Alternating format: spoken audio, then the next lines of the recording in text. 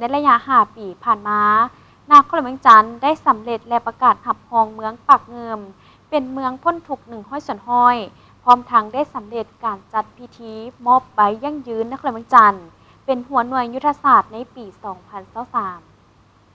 ท่านทวีไซเหมาสมภูรองเลขาคณะบริหารงานพรรคผู้ชี้นำเวียกงานการเมืองแนวคิดเวียกพรรคพนักงานนครหลวงเวียงจันทน์ได้ขึ้นผ่านบทสรุปต่อกล่องประชุมการจัดตั้งปฏิบัติเวียกงานก่อสร้างรากฐานการเมืองพัฒนาชนบทแก้ไขความทุกข์ยากและเวียกงานสร้างในระยะ5 ปีผ่านมา 2021 หา 2025 พร้อมทางวางทิศทางฮอดปี 2030 อยู่นครหลวงเวียงจันทน์ซึ่งได้ยกให้เห็นผลงานพ้นเด่นหลายด้านเป็นต้นเวียกงานแก้ไขความทุกข์ยากได้สำเร็จและประกาศหับรองเมืองปากเงิมเป็นเมืองพ้นทุกข์100%สำเร็จการจัดตั้งปฏิบัติโครงการทดลองแก้ไขความทุกข์ยากลาวจีนอยู่บ้านซอเมืองสังทองระยะ1จำนวน 12 โครงการมูลค่า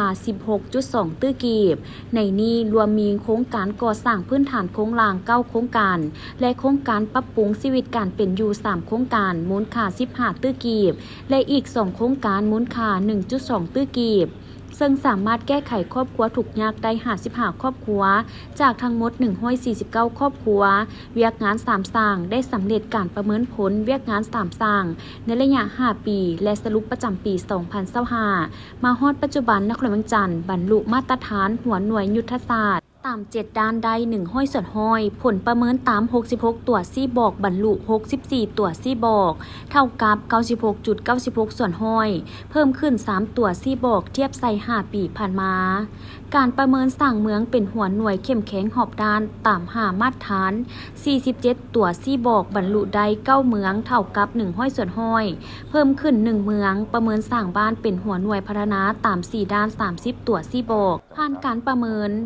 451บ้านเท่ากับ 93.76% เพิ่มขึ้น14บ้านเทียบใส่5 ปีผ่านมานอกจากนี้ยังได้สำเร็จการจัดพิธีมอบใบยั่งยืนนครหลวงเวียงจันทน์เป็นหัวหน่วยยุทธศาสตร์ในปี